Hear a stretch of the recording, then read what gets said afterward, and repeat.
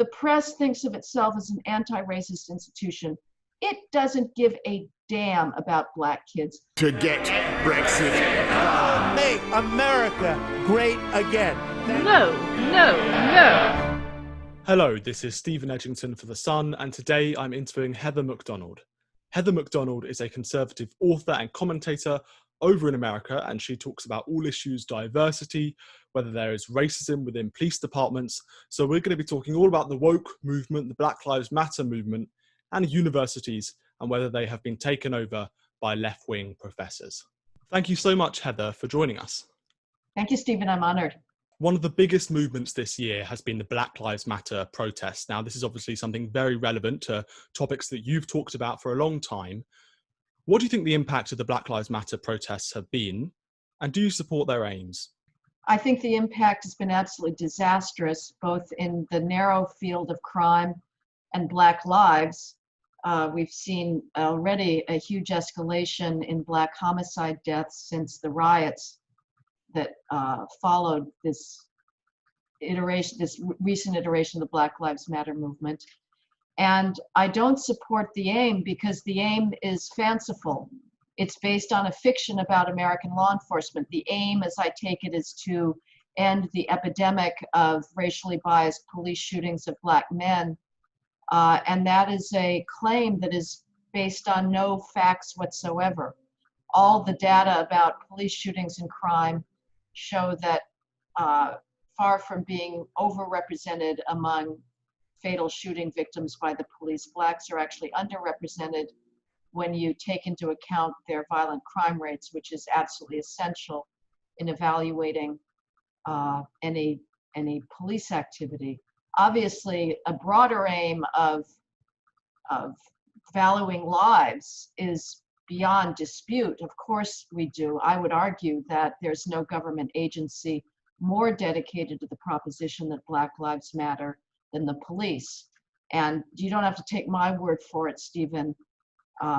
One can go to any inner city police community meeting in the United States, whether it's in central Harlem in New York or the south side of Chicago. And what you're going to hear from those good law-abiding residents who show up is a fervent desire for more police. They see the police as the only thing standing between them and anarchy. And people like a elderly woman who stood up in the 41st precinct of the South Bronx in New York in a police community meeting I attended, and apropos of nothing, just spontaneously burst out, "How lovely when we see the police. They are my friends." Those are the people that the media never talks to because they totally explode the Black Lives Matter narrative of ubiquitous police oppression. In your opinion, if there's no evidence or very little evidence to support this idea that the police, for example, are systemically racist, which is obviously the argument that Black Lives Matter uses, why has this movement, in your view, blown up so much? I mean, it's one of the biggest movements I can ever think of in my lifetime. It's gone international. Millions of people all around the world are showing their support online and obviously have gone to protest during one of the worst pandemics in over 100 years. Why has this happened? Yeah, and let's also notice the utter hypocrisy of the public health authorities in declaring that it's not just tolerable, but actually necessary to go to these mass anti-police rallies, riots, and protests. Whereas if a small business owner tries to gather some colleagues to beg to be allowed to open under safe conditions, that is still off limits by the public health establishment. So, but you're right, Stephen, that this has global appeal. I would purport to speak only for the United States. We are a country that anti-racism is now our unofficial religion. The white elites are absolutely committed to the idea that white supremacy is the dominant modus operandi in the United States. And it's a lot easier to talk about police than it is to talk about Black crime. What drives police activity inevitably is rates of violent offending. Police go where people are being victimized, and that is in the minority community. Policing today is data driven. It's not based on population ratios. It's not based on race. It's based on victim reports of where the drive-by shootings are. And it is a very uncomfortable thing for Americans to look at those facts for a variety of reasons. But the facts are these.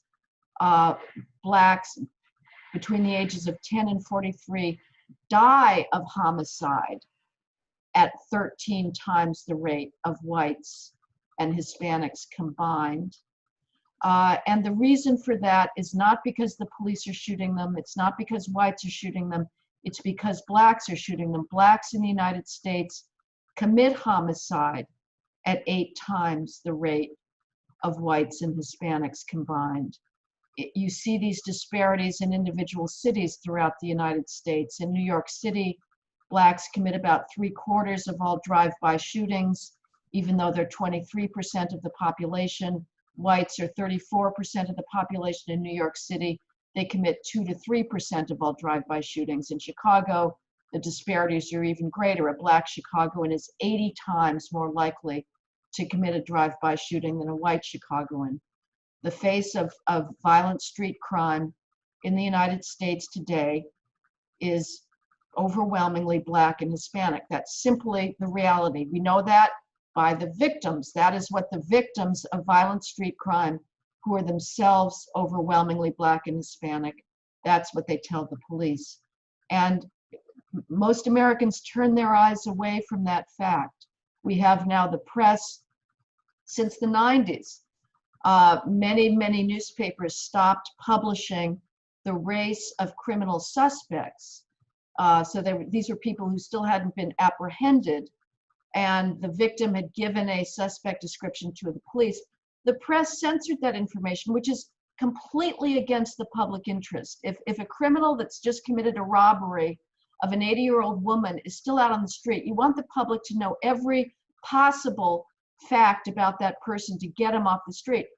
The press stopped publishing the race of criminal suspects because they were so overwhelmingly black, and recently several media outlets in the United States have said they're no longer to publish so-called mug shots. These are photos of criminals after they've been arrested for the same reason, because they overwhelmingly show black criminals. And this is, we're told by the Black Lives Matter movement and its larger instantiation in every elite establishment institution today, whether it's a university or a corporation or a big bank, that white supremacy is the dominant characteristic of America. White supremacists would not go out of their way to conceal the federal data on criminal offending. That is not the way a white supremacist would behave, and I would argue that America today is the opposite of a white supremacist country. I really want to talk about some of the issues that the Black Lives Matter movement talk about, because in my view, this hasn't just sprung out of thin air. There's not just, this isn't just something that they've completely and utterly made up, even if you say the statistics bear against what they say. And obviously, we all saw that terrible video of the death of George Floyd. And over the years, there have been various cases of police brutality, of bad policing. And a lot of this is aimed at, unfortunately, minority groups in America. Can you talk a little bit about those individual cases that all of these Black Lives Matter supporters would talk about in the last few years? Trayvon Martin and a whole series of other people who have now become almost martyrs to their cause. Well, do you know who Tony Timpa is, Stephen? I do not know. Okay. You've heard of Michael Brown? Yeah. The guy killed in Ferguson. You've heard of George Floyd. You mentioned Trayvon Martin. Tony Timpa was a white schizophrenic who in Dallas, Texas in 2016 called 911 saying he was off his meds and scared and needed help. And 3 Dallas police officers responded to him. he'd already been handcuffed by store guards. They kept him in cuffs. They put him in police cuffs, put him on his stomach, and kept their knee on his back for 13 minutes while he pled 30 times saying he couldn't breathe and you're going to kill me. All the while, the 3 Dallas officers were joking about his mental illness and talking about the various mental asylums in the Dallas area. And when they finally loaded him into an ambulance, one of the officers said, well, I hope he's not dead. Well, he was dead. He died, and death was ruled a homicide by virtue of cocaine and the physical pressure applied to him. Daniel Shaver, I bet you also don't know his name, also in 2016 in Mesa, Arizona, a white guy who, there was a call, he was in a motel, there was a call that he had a gun. He was down on his hands and knees in a motel lobby trying to comply with the utterly confusing, conflicting demands that a sergeant was screaming at him. And another officer unleashed his AR-15 rifle at him and killed him. I've got a list in my War on Cops of other unarmed white victims that have been killed.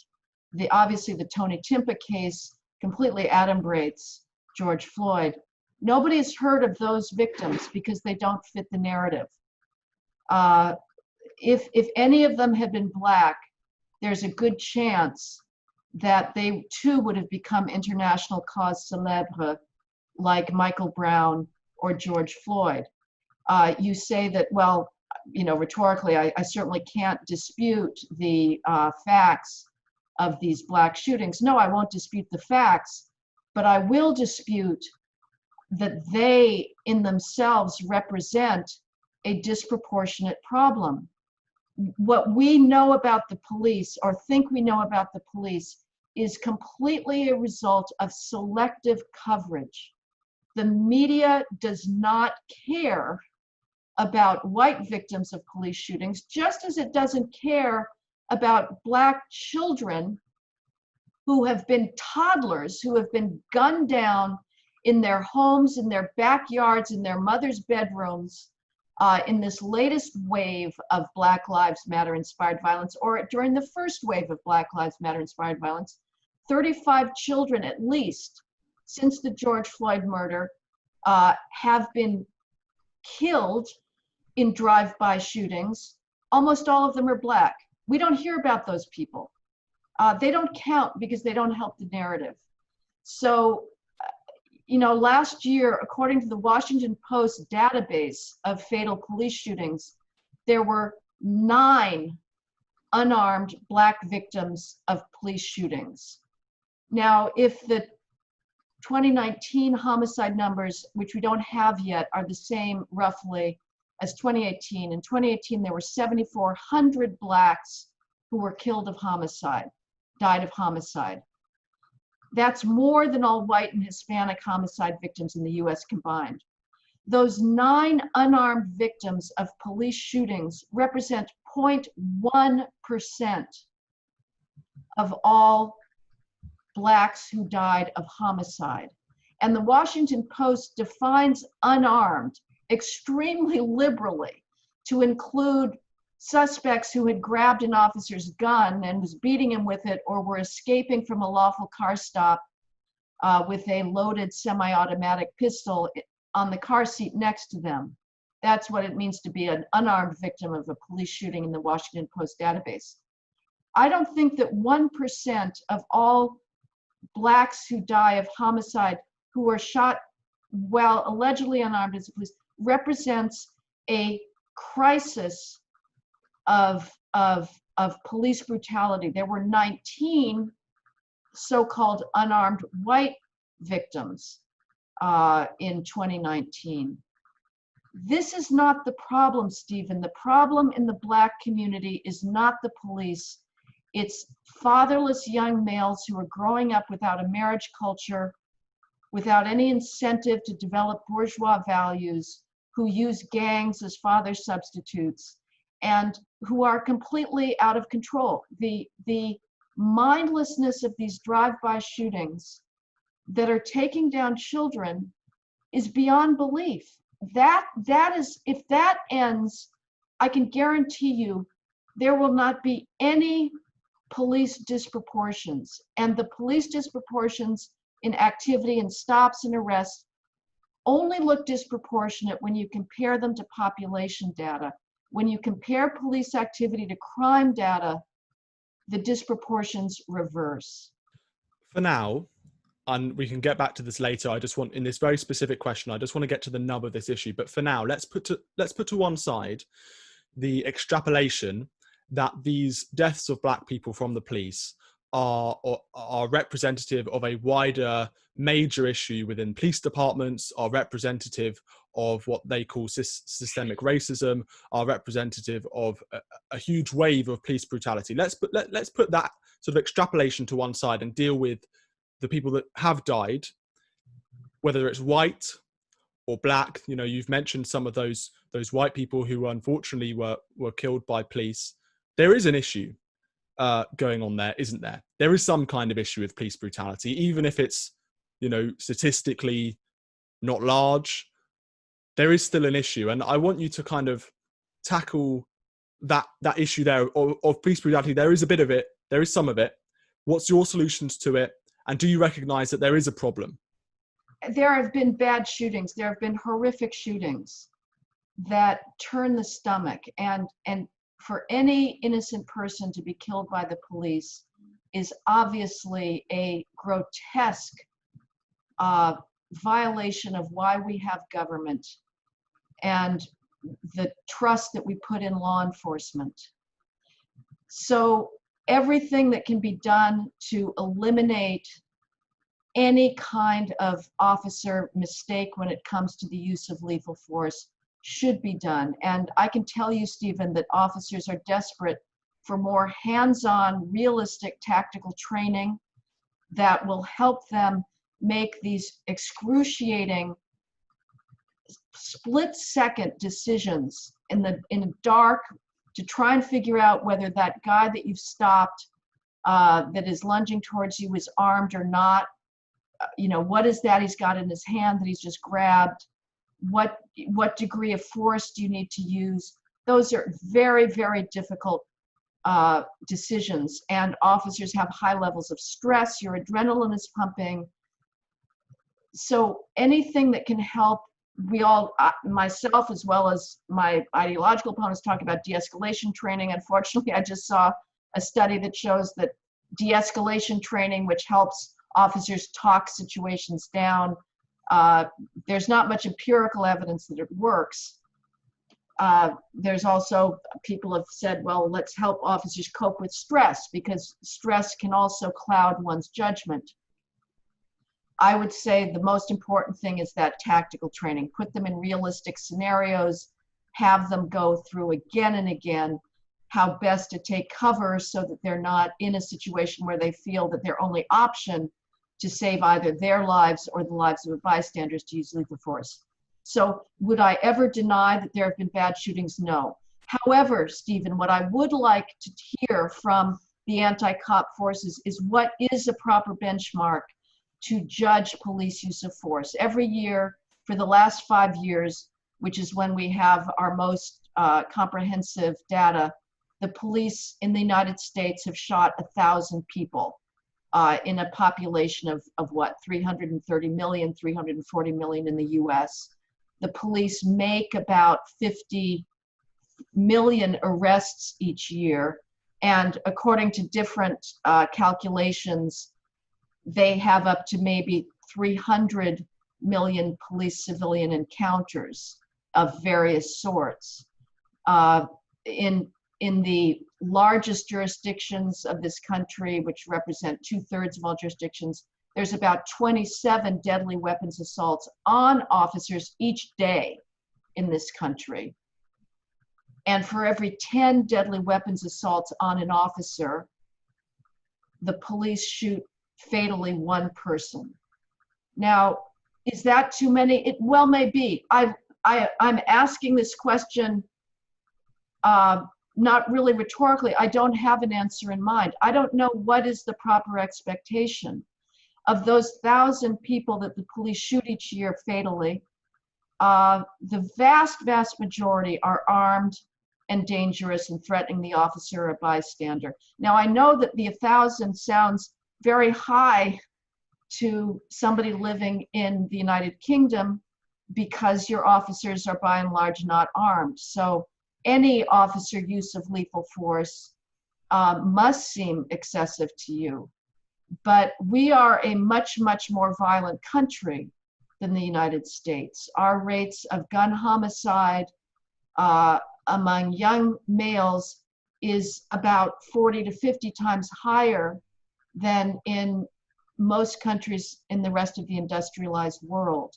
So, you know, you tell me, or anybody, I would like them to know what would be a number that would show no police brutality. And while I certainly do not want to sound like I'm justifying any of those bad shoots, it is the case that members of every other profession make really terrible, life-altering decisions and mistakes.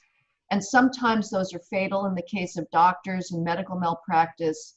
Sometimes they just have the capacity to destroy somebody's life, whether it's a lawyer or a journalist. So mistakes are a feature of humanity. We don't get it right all the time. Tragically and terrifyingly, it is the case that when police make a mistake, the results can be fatal. And as I say, of course I am for doing everything to screen, to constantly retrain to avoid that. But I have to say, it is to a certain degree, as a purely statistical matter, almost inevitable that the police are going to make some mistakes, just as journalists make mistakes, and corporate CEOs make mistakes, and chemists make mistakes. And sadly, some of those mistakes will have very, very serious consequences. Well, we're all human, and that's a really important point to make, obviously. And I don't want to pretend to anyone that being a police officer in America, especially where you could be knocking on someone's door who has a gun and has the ability to be able to kill you. That doesn't generally happen in countries like the United Kingdom. So that mustn't be an easy job. And even in the UK, you know, being a police officer again, I can't even, you know, imagine some of the decisions that those people have to make.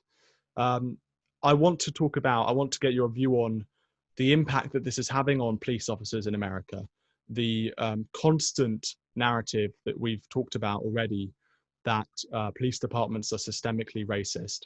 And, you know, I'll talk about the UK very briefly, and then you can answer that question. But in the UK last year, we had 2 unarmed black people or minority people being killed by police. And one of them was a terrorist on London Bridge. So it's very, very rare in the UK for this to happen. Very, very rare. However, we've seen Black Lives Matter protesters abuse cops. We've seen them throw items at cops. And we've seen them, you know, chant some of the most absolutely disgusting things at police officers. One of the chants that they said during a Black Lives Matter protest in London was, hands up, don't shoot. And as you mentioned earlier, yeah, the UK doesn't have, you know, 99% of police officers don't have weapons. So I'm not quite sure what the crowd was worried about being shot with. And these same police officers in London, they took the knee in front of these protesters. And then 10 minutes later, the protesters were throwing items at them and attacking them. Can you talk a little bit about the impact that this is having on the psychology of police departments in America? And I'm sure it's the same thing going on in Britain as well. Of course, it's the same thing, Stephen. You're absolutely right. And one should never capitulate. It will earn you nothing. You know, we're seeing now all of these elite professionals apologize for their alleged white supremacy. It earns you nothing. So one's better off going down fighting with the truth. The impact on the police morale in this country is devastating. There is no other profession where you, from day one, you start on the job and you are presumed a racist, and there is nothing you can do to clear your name in the current environment, where you have, again, every elite institution, every single American university and college that I know of, I know of 2 exceptions that have not come out with chest-thumping, self-righteous statements about police brutality and the lethal racist nature of policing. We were hearing that from all the big tech companies, from every insurance company. The retirements in the New York Police Department are up 75%. Minneapolis, which was where George Floyd died during that awful arrest, you know, when they were locked into their police precinct, the 3rd police precinct on the second day of riots, and people were firebombing them and trying to burn the place down. Those officers were writing farewell notes and their last testaments to their families because they thought they'd never get out again alive. And so as a personal psychological matter, it has an enormous effect. But if we only want to couch all of our public policy in terms of its impact on Blacks, which is basically what the United States modus operandi is now, it has a terrible effect on Blacks, because we saw this in 2015 and 2016 in the first iteration of the Black Lives Matter movement after the shooting of Michael Brown in Ferguson, Missouri in August 2014, that gave rise to the totally apocryphal hands up, don't shoot mantra that you mentioned that was chanted at police in London. He never said it. His friend lied through his teeth to police investigators in describing how that interaction between Brown and the police officer unfurled. In 2015 and 2016, you had a first iteration, you had riots in Baltimore, in Ferguson, in other places across the country. Same narrative, police are systemically racist.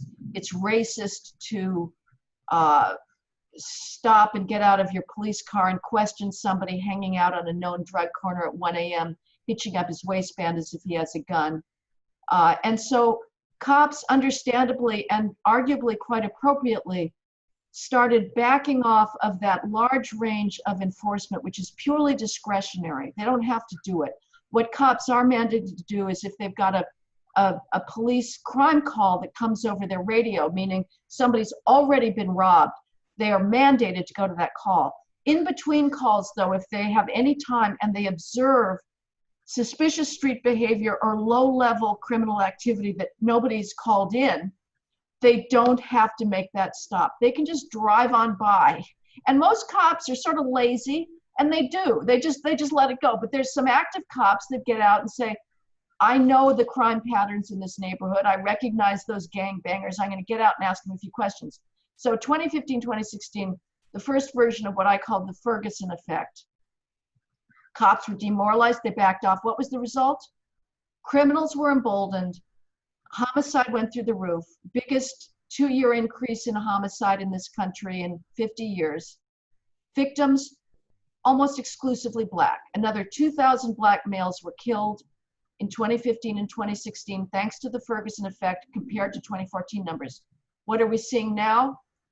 Ferguson effect 2.0, or better, Minneapolis effect, is so far more cataclysmic and faster than anything I observed in 2015. When in 2015, or the first few months, you started seeing the crime numbers go up. St. Louis, Atlanta. Now, in the last month, you have homicide increases of up to 240% in cities, shooting increases up to 200%. It is astounding. And again, the victims have been overwhelmingly Black. In Chicago, there's one person shot every 2 hours and 14 minutes. Again, this is not really you guys in Britain, you don't know what it's like in our cities. 4 children under the age of 12 in Chicago have been killed in these drive-by shootings. A 1-year-old boy driving with his father on Father's Day. His father's a gangbanger. The rivals shoot at the father. The boy is killed. This is routine. And it's going to get a lot worse as the cops back off, as they let the rowdy youth hang out by the hundreds on corners fighting. It's out of those uncontrolled scenes of social disorder that more violent crime emerges. The only thing that's going to stop this is if white kids start getting killed. The press thinks of itself as an anti-racist institution. It doesn't give a damn about Black kids.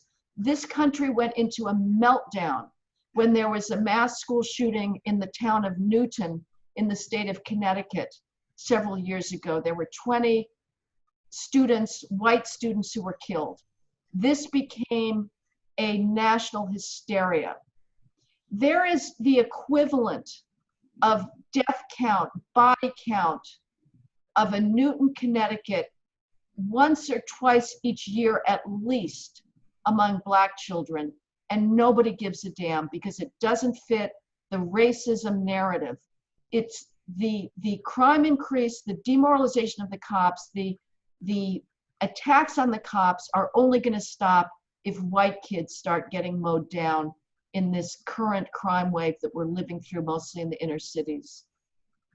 I want to start talking about some other issues, cancel culture and universities, but I'm going to ask one more question about the police. And if you could answer relatively briefly, feel free to sort of answer as much as you want, but it would be useful if you could answer relatively briefly. I want to put 2 points to you. First of all, the defund the police movement, let's call it, chant, whatever you want to call it, it's become a quite prolific in certain areas of the left in America. Certain politicians, Alexandria Ocasio-Cortez, an American Democratic politician, is very much in favor of this, and so are other Democrats. Joe Biden himself has said that he won't do this, and the same in the UK. The Labour Party, the left-wing version, has said that they won't do this, so it's worth pointing that out. But there are some mayors and governors in America who are deciding to already start doing this. We've seen this in New York and other American cities, and as you mentioned, crime already has skyrocketed in places like New York. So that's the first point, the defund the police. The second point, I want to put to you a review of your book that I saw on Wikipedia, of all places, and I want you to respond to this short sentence from your review about the war on cops, your book. This is from Tim Lynch, the director of a libertarian think tank, the Cato Institute, and he said this: "What MacDonald calls a war on cops is better described as a much-needed debate about crime, law enforcement tactics, and how to deal with systemic police misconduct. Conservatives have some worthwhile ideas to offer in this debate, but MacDonald's polemics add heat, not light." Well, the defund movement, again, I just wish Alexandria Ocasio-Cortez would go to the Mount Hope section of the Bronx. I mentioned the woman in the 41st precinct. She should also talk to a woman named Mrs. Sweeper, a cancer amputee, who told me, "Please, Jesus, send more cops." The only time she feels safe to go into her building lobby is when the police are there. Otherwise, she said, it's colonized by trespassing youth, selling drugs, and smoking weed. Talk to the law-abiding Black residents of Black communities about whether they want to defund the police, and you're going to get a very different answer.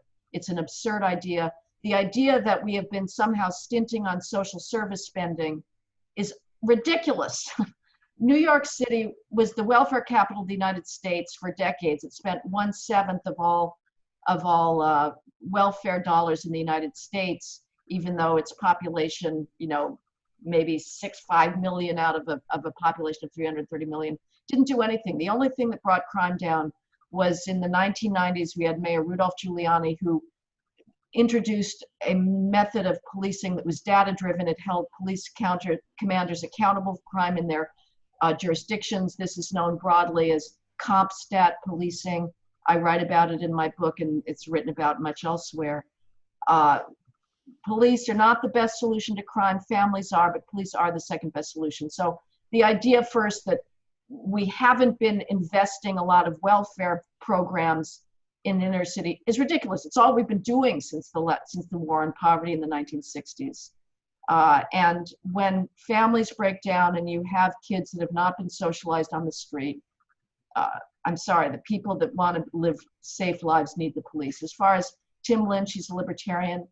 You know, I've happy to have a debate about what he thinks are police excesses based on what the proper benchmark is. I would argue that policing today is more professional than it's ever been. One could say, well, it was so unprofessional before. The fact that it's more professional doesn't mean it's good.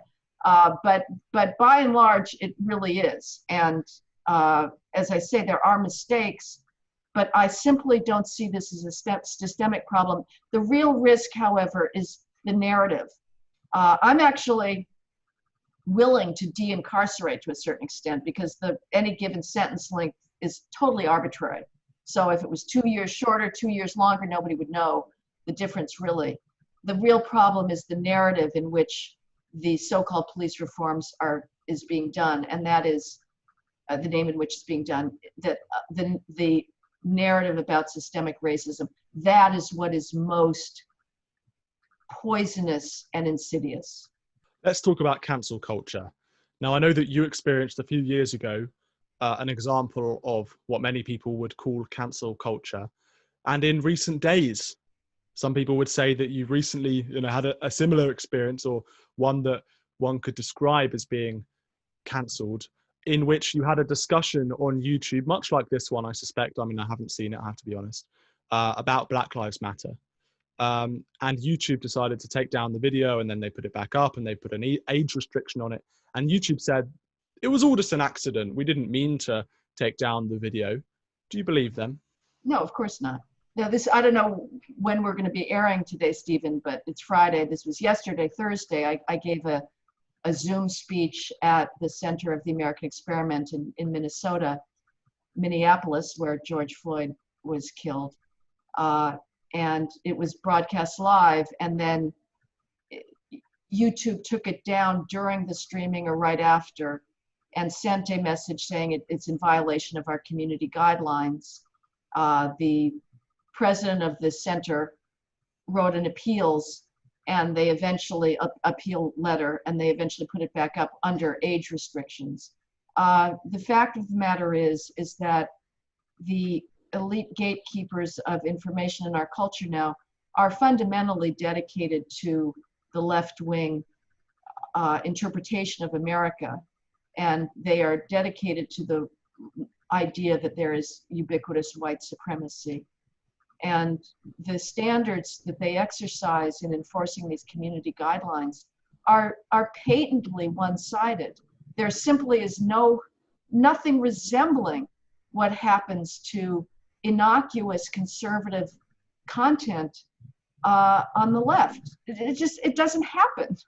I would defy anybody to come up with a list of left-wing content that has been erased to the extent that that's true of the left. My speech, you can see it, it's Center on the American Experiment. It simply gives federal data. It gives the numbers about police shooting, deaths, crime, all of which is out there in the public sphere, and yet that is not allowed. So we know that they exercise a very strong censoring force, whether we want to quibble over whether it should be called censorship because it's not government power, I don't know. This grows out of the campus, and you mentioned, yes, I've had shout downs constantly on college campuses. I suppose the most famous was at a small private liberal arts college in Southern California called Claremont McKenna, where in the first iteration of the Black Lives Matter movement, the first iteration of the Ferguson Effect, I was going to give a speech to about 300 people in an auditorium about policing.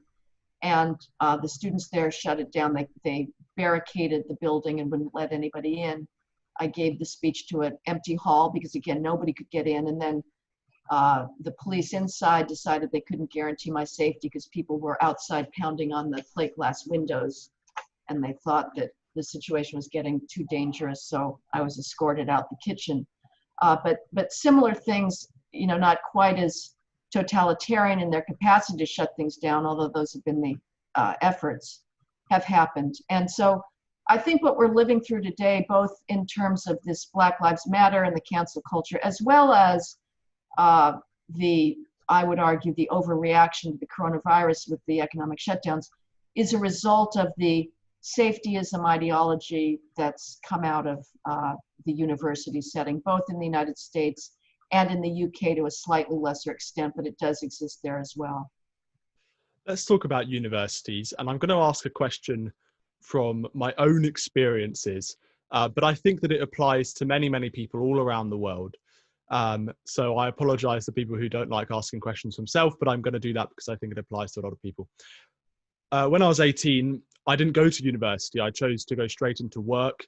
I tried to read as much as possible about politics and culture, and I went straight into journalism. And I've been doing various aspects of journalism for a couple of years now, and now I'm at The Sun, and I've done a load of interviews there. And I'm trying to basically make sure that my knowledge is up to scratch, and I can keep my wits about me. I'm still considering, maybe, do I go to university? There's lots of scare stories that people talk about if you're a conservative or don't necessarily sign up to this kind of woke agenda, let's put it like that, that, you're going to be ostracized or isolated. Can you comment on, or can I ask you very directly, do you think I should go to university, whether it's in America or the UK or anywhere else? I've only given up on the idea of universities in the last 2 months. If you could go to the university as I think of it, as your great British philosopher Michael Oakeshott thought of it, as the means whereby one generation passes on a civilizational inheritance to the next generation, I would say there's nothing more important in life than one can do. To have that privilege, that luxury of studying the greatest works of mankind, before which we should be down on our knees in gratitude for their beauty and sublimity and insight. And I aspired to be a university professor. Again, I could think of nothing greater in life than to be the curator of our cultural inheritance. And so as I watched with sorrow the takeover that I think began really in earnest in the 1980s of the humanities spreading into the social science, the rise of identity politics, the rise of the absurd feminist idea that as a female, one should really only read female writers, and to read male writers is somehow oppressive and they can't possibly understand female experience, or to be Black, you should read Black writers. All of this, which is such a demeaning and a misunderstanding of the power of the human imagination. I still held out hope. What I've seen from the universities in the last month and a half since the George Floyd riots, where they have all now officially declared themselves, their raison d'etre is as anti-racist institutions. They have signed on officially, it was always unofficial, now it's official, to a highly specific view and interpretation of the world. They've now declared that as beyond dispute, which is the interpretation that Western civilization is oppressive, the source of oppression. I've given up on them, and they cannot be salvaged. So I'm not sure what it would be worth you to go back, unless, now I have to say, one always needs a kind of refuge in one's mind, an imaginary place to go to where things are better. And I attended Cambridge University for 2 years after college, Clare College, and it had been touched at that point in 78 to 80 by deconstruction, the literary theory that I absorbed too uncritically to my despair as an undergraduate. But it was still, you could still read the glories of British literature without the obfuscating nonsense of high literary theory. And I still believe, I like to believe, I have to believe that kind of study is still possible in Britain. I see the attacks on Rhodes statues and Oxford extending the tests on its math exams to try and engineer more sex proportionality in math and computer science graduates. And I wonder, but maybe you can find yourself a university in the UK somewhere, whether it's Scotland or Britain, I don't know, that would allow you to immerse yourself. I would also say this, I wouldn't go back to the university in order to study communications or marketing or even necessarily political science. I would go back for the great works. Now you can read those on your own, obviously, but there is something about the eros of learning and being in the presence of a great scholar who has a passion for his material that is like nothing else. Now, those people are dying out. The younger group of graduate students that are coming up have been thoroughly marinated in identity politics. So again, time may have already passed. So I would, if I were you, I would only go if you're going with very clear intentions to lose yourself in beauty, and if you're sure that you're in an institution that will allow you to do so. Well, thank you for that free advice. I'll certainly take it on board. What are the issues? Can we talk about specifics here? What exactly are you worried about that is being taught at the moment in American, British, but let's focus on American universities because I think this is probably more prolific in America. Although a lot of people in Britain say what happens in America, basically they're 5 years ahead of us and we're all gonna catch up very soon. What exactly is being taught that worries you so much? I would say that's true for obesity too. You guys are almost catching up to us on obesity and explains some of the COVID deaths. What is being taught? Well, what is not being taught? What is not being taught is American history, period. No constitutional history. What is being taught is the idea that, exemplified by, I don't know, we're all kind of obsessed with this here in the United States, the New York Times' 1619 Project, which is this allegedly journalistic effort at history to show that the very purpose of America and its founding ideology was that of slavery that never ended. It was founded to preserve slavery, to create slavery.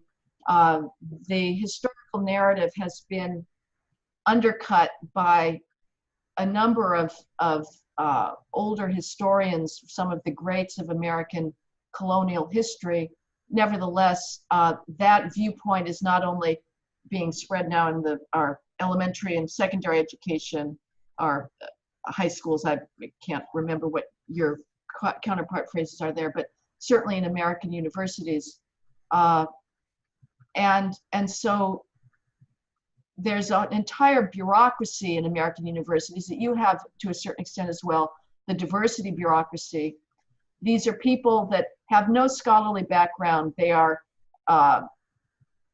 if anything, they've gotten a degree in university management or administration, but their purpose is to tell students from the moment they step on campus that they're either an oppressed person or the oppressor.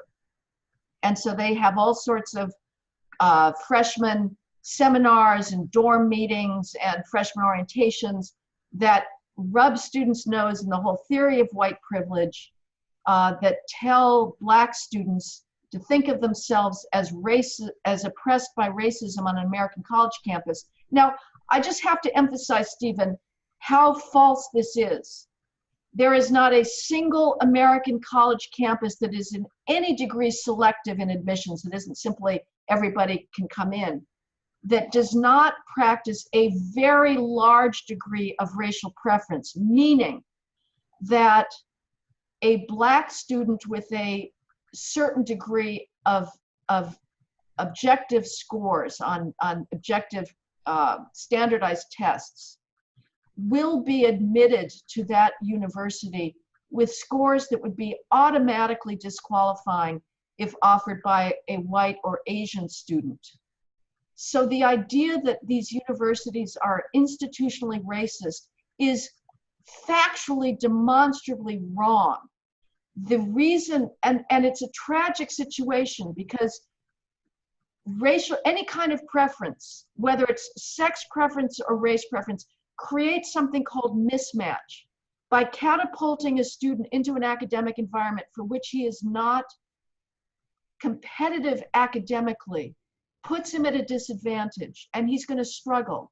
If the Massachusetts Institute of Technology in Boston, Massachusetts, which is one of our premier science and engineering schools, it is predominantly male. Who cares? Who cares? It's objective and meritocratic. If it admitted me to its freshman class with math SATs, and I'm sorry to use a score that is not a scale that's not going to be particularly meaningful, but 600 on my math SATs out of a scale of 800. And all my peers had averages close to 800. But they admitted me because they want gender proportionality. I'm going to struggle in that first year because the freshman calculus, advanced calculus, is going to be pitched at a level that I can't keep up with. The same thing happens with race preferences. By putting students in that are a standard deviation below of academic qualifications into these schools, they struggle, and they are taught by the diversity bureaucracy to interpret their struggles as a function of racism. So what these schools are teaching, they are not teaching Milton, they are not teaching Spencer. My first year at Yale University, I was there before gender politics hit, before race politics hit. I was allowed to read Chaucer, Spencer, Milton, Wordsworth, and Wallace Stevens without ever thinking to complain about their race and gender. Today, that would not be possible. And in fact, Yale has almost canceled that course. It used to be the gateway to major in English literature. Now, a bunch of Black students said it was physically injurious to them to read Milton and Wordsworth, that this put their lives at risk. And Yale's professors, rather than defending these authors as essential to understanding, if you're going to be an English literature major and you don't understand what these authors contributed to the evolution of literary style, to what is possible to be expressed in the English language, you are not educated in English literature. Rather than saying that, the Yale faculty caved, and they made that course optional and supplemented it with writers of color. I have nothing against writers of color, but I'm sorry, given the historical truths, they are not as influential as those greats of English literature. So the universities today are teaching race hatred. They're teaching a phony gender victimology. And the graduates of these universities are going out into the world at large. They're bringing this ideology into corporations. They're bringing it into government.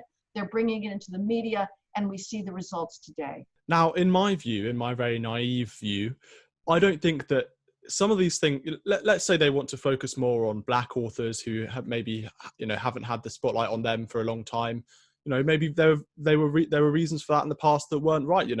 Completely. Maybe they weren't prolific because of racism, or let's say that was the case. That's totally fine with me. I think it's perfectly acceptable to show some new authors, and if they've got some fantastic literature or ideas, whatever, then that's great. The problem that I think many people have is that this comes from a political ideology, and that's basically the reason why they would rather rather show you those kind of authors rather than some of the other ones that used to be more prolific. And, I'll give you an example of this. When I was deciding whether to go to university, I got into the London School of Economics and had a place there. And I went to one of the taster lectures, and it was a lecture about history. And this lecturer, it was all focused about an hour and a half on these Black feminist journalists in the 1920s, I think in Paris and in the Caribbean, who this lecturer said had a huge, major impact on world history. And I just thought, fine, maybe that is the case. But if I'm going to be subjected to a kind of political, I don't want to use the word indoctrination, that's maybe too far, but a kind of a political syllabus, then maybe that's something that I don't necessarily want to do. Anyway, putting that point to one side, I do want to ask, some of your critics say this about your your book on diversity and your book on universities and campuses today, they say that conservative authors have for a very long time, I think William F. Buckley did this in the 1950s, been talking about the leftist bias in universities. And this is something that, has been talked about for decades and decades. And your critics would say that you are just another conservative author scaremongering, maybe that's the word that they would use, or coming up with these ideas that universities are left-wing bias and there's this big crisis. Perhaps this has been going on for a long time and you're just one of those authors who's been talking about this. And I think the main point that those critics of yours would make is that perhaps this is just a blip. I mean, you could look to the 1990s, there's a very big craze for political correctness. You could look to the 1960s and there was a huge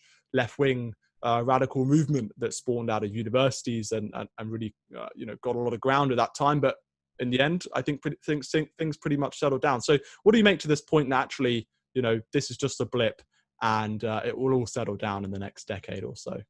Well, it's not a blip. It's a growing curve. I don't know if it's exponential or not. It certainly feels exponential in the last 2 months. Yes, the 60s began it with the physical assaults on university presidents, on buildings, just, this comparable, maybe not to the same degree of what we're seeing now, of Black Panther takeovers of Columbia and Chicago and Claremont, in fact, where I spoke.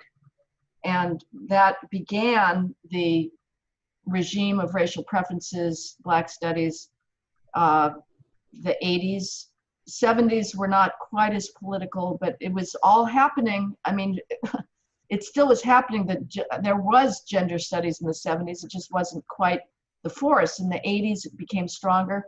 The 90s, you got the reign of the speech codes, students being thrown out for violating speech codes that were supposed to protect and keep safe, allegedly victim groups, which again, this rhetoric is so maudlin. It is so embarrassing that any privileged college student could say that he's unsafe on American college campus is absurd. Again, he is the most privileged individual in human history to have at his fingertips the thing that Faust sold his soul for, which is knowledge. But it continued. The 2000s continued. I don't see it as a blip.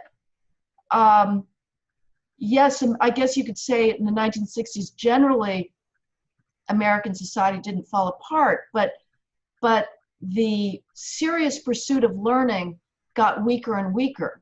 I left academia when I realized that the literary theory that I had studied as an undergraduate, known as deconstruction or post-structuralism, was not at all an accurate understanding of language. And I left, but I still yearned to be in a university environment. And I loved libraries, being in the stacks. Every time I went back and looked at those same graduate departments in comparative literature that were the hot theory-based ones, it got worse and worse. And now there's very little serious learning based on gratitude and love left, very little. And the idea that it's just a blip, come on, what are we seeing in the tech community, in Google and Amazon? These are groups in Twitter and YouTube that are actively trying to tip the scales. Google fired a young computer engineer in the summer of 2018 in August, James Damore, who wrote a fact-based memo, 10 pages, suggesting that Google, in fact, may not be sexist. The fact that they don't have 50-50 male to female computer engineers may not be the result of alleged sexism, that Google's managers and hires are so bigoted and sexist that they are just passing over these competitively qualified females. Damore suggested that maybe it's because, on average, not talking about the females at Google, but in the population at large, on average, females are more inclined towards human-centered work rather than abstract ideas-centered work, which males on average are more inclined for. Google fired James Damore for merely writing that memo. And the language that its CEO used, Sundar Pichai, who was recently testifying on Capitol Hill this week, in firing Damore, was a verbatim import from academic victimology. He said that Damore's memo made Google's female engineers feel unsafe. That's pathetic. Any female who feels unsafe because somebody has written a memo saying that, well, maybe there's other explanations, and all the diversity training that we're going through, maybe it's not quite necessary. I would be ashamed to take that position, but we see now the academic rhetoric of safetyism, the idea that to be a Black engineer at Google or at Facebook is to be under constant assault. Again, a preposterous claim. These are some of the most liberal institutions, as are college campuses. College campuses are probably the most liberal institutions in human history. They are not making any of their members unsafe, but this ideology has now taken over the mainstream establishment in the United States. I'm glad that you touched on there some of the impacts of this woke ideology that's being taught in universities on the real world, because many people would say, this is just isolated to university campuses. As people get older, they naturally turn more conservative as they have to start to pay taxes, perhaps, or I'm sure there's various other reasons for that as well. So I'm glad that you touched on that. Just to finish off the interview, I want to ask one more question, if you've got the time, about diversity and the issue of diversity. And I'm going to play devil's advocate slightly here. I mean, I think this may be a pretty legitimate point in some ways. In some senses, diversity is a strength. Now, you could say, perhaps looking at diversity of opinion, diversity of thought. But I think that, if you've got a good team together, let's say of journalists, the industry that I'm in, and they come from different backgrounds and different perspectives, and they've had different things going on in their lives, or even if they've come from different industries, I think that's fantastic. You can have different views. You can have a fantastic kind of, what do they call it? The free marketplace of ideas, and you can have a debate or whatever it is. So isn't it true that, in some senses, diversity is a fantastic thing? Well, I don't know if you're asking me, is there good kinds of diversity, in which case I'm sure, of course there are, or if you're asking me, therefore, is the types of gender and race mandated diversity a good thing? And I would say, no, it's not. In the latter case, it is being engineered deliberately. Race and gender or sex trump qualifications. The reason that there is not proportional representation, say, of Blacks at Google or in physics labs is because there's an academic skills gap. It is huge. The average Black 12th grader reads at the level of the average white 8th grader in this country. And that gap never closes. The math gap is just as big. About 40% of Black 8th graders do not even have basic math skills. That gap does not close.